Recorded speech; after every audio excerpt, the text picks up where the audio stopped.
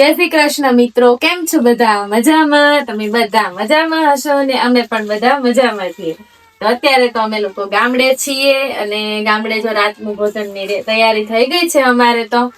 આજે તો સન્ડે છે, રવિવાર છે અને બધા આજે ઘરે હોય, રજા હોય.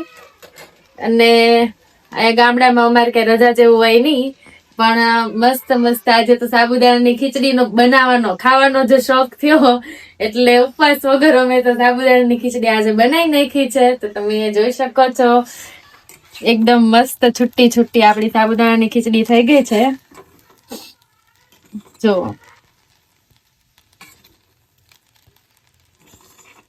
તો આપણી સાબુદાણાની ખીચડી રેડી થઈ ગઈ છે અને અમે લોકો બેસી જવાના છીએ જમવા માટે.